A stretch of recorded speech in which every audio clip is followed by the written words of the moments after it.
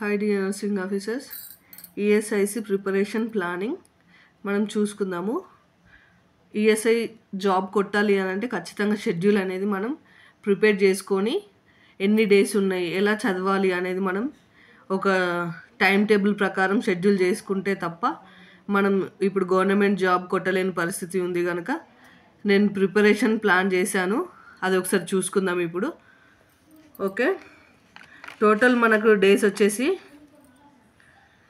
79 days ఉన్నాయి. అదేవిధంగా ఈ 79 డేస్లో మనం ఎలా చదవాలి, మన నర్సింగ్ సబ్జెక్ట్స్ అన్నీ ఎలా కవర్ చేయాలి అనేది ఇప్పుడు నేను మీకు చెప్తాను. ఒక్కో సబ్జెక్ట్కి ఎన్ని డేస్ తీసుకోవాలి అనే ప్లానింగ్ మనం చూసుకుందాం. ఫండమెంటల్స్ ఆఫ్ నర్సింగ్కి మనం 7 డేస్ తీసుకున్నట్టయితే, నెక్స్ట్ మెడిసర్స్కి 10 డేస్, అలాగే కమ్యూనిటీ హెల్త్ నర్సింగ్కి 7 డేస్, ఇంకా అలాగే పీడియాట్రిక్కి 6 డేస్, సైకియాట్రిక్కి 5 డేస్, సైకాలజీకి 2 డేస్, ఫార్మకాలజీకి 2 డేస్, నర్సింగ్ రీసెర్చ్కి 2 డేస్, నర్సింగ్ మేనేజ్మెంట్ అండ్ ఎడ్యుకేషన్కి 2 డేస్, సోషాలజీకి 2 డేస్, న్యూట్రిషన్కి 2 డేస్, మైక్రోబయాలజీ 2 డేస్, కంప్యూటర్కి 1 డే. ఇలా మనం సబ్జెక్ట్స్ అన్నింటికి, ఈ సబ్జెక్ట్స్ అన్నీ మనకి ఎగ్జామ్ పాయింట్ ఆఫ్ వ్యూలో ఖచ్చితంగా అడిగే సబ్జెక్ట్స్ అన్నట్టు, ఇవన్నింటిని మనము షెడ్యూల్ చేసుకున్నట్టయితే టోటల్ డేస్ వచ్చేసి 50 డేస్ అవుతున్నాయి. మనకి 50 డేస్లో మనం సబ్జెక్ట్స్ అన్నీ, అంటే ఎగ్జామ్లో వచ్చే సబ్జెక్ట్స్ అన్నీ మనం చదవగలుగుతాం. రిమైనింగ్ 22 డేస్ ఉంటాయి మనకి. 50 డేస్ అయిపోతే రిమైనింగ్ 22 డేస్లో మనము రివిజన్ చేయొచ్చు. Revision again all subjects. మనం డేస్ ఇంకా రివిజన్కి ఎన్ని డేస్ అనేది మళ్ళీ మనం పెట్టుకొని రివిజన్ చేసుకుంటే మనకు 2 టైమ్స్ చదివినట్టు ఉంటుంది.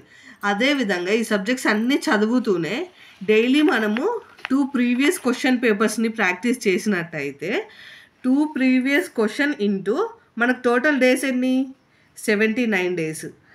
2 ఇంటూ 79 ఈజ్ ఈక్వల్ టు ఎంత, 158.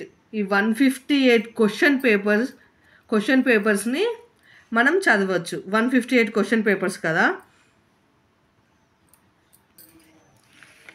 158 ఇంటూ ఒక్కో క్వశ్చన్ పేపర్కి మనం 100 క్వశ్చన్స్ వేసుకున్నా కానీ 158 ఇంటూ 100 ఈజ్ ఈక్వల్ టు ఎంత అవుతుంది, 15,800 క్వశ్చన్స్ని మనం అటెండ్ చేయొచ్చు. అంటే ఇప్పుడు మనకు ప్రాక్టీస్ ఎంత అవుతుంది, ఆల్ సబ్జెక్ట్స్ చదువుతున్నాము ప్లస్ క్వశ్చన్ పేపర్స్ చేస్తున్నాం.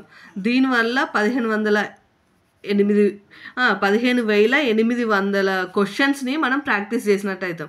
సో ఇలా చేయడం వల్ల మనకు ఈఎస్ఐ అనేది ఈజీగా వచ్చే అవకాశాలు ఉంటాయి. ఆల్రెడీ మనం ఇప్పుడు జాబ్ రాని వాళ్ళు ఈ ఈఎస్ఐలో మనం జాబ్ కొట్టడానికి ఇది వెరీ గుడ్ ఆపర్చునిటీ. ఖచ్చితంగా మీరు ప్లాన్ చేసుకొని చదవండి. ఒకవేళ జాబ్ చేసే వాళ్ళైతే మీకున్న టైంలో మీ వీలు తీసుకొని ఖచ్చితంగా 2 పేపర్స్ ప్రాక్టీస్ చేయండి, అన్ని సబ్జెక్ట్స్ చదవండి. ఇంకా దీంతో పాటు మనము ఈ సబ్జెక్ట్స్ని నేను సబ్జెక్ట్స్ ఇచ్చాను కదా, అందులో ప్రిపరేషన్ నేను చేపిస్తాను. ప్లాన్ చేసి ఏ టాపిక్స్ చదవాలి ఎక్కువ ఏంటి అనేది నేను అన్నీ చెప్తాను. మీరైతే ఖచ్చితంగా చదవండి. ఈ వీడియో మీకు యూజ్ అవుతుందని నేను అనుకుంటున్నాను. ప్రతి ఒక్కరు చూడండి. Thank you so much.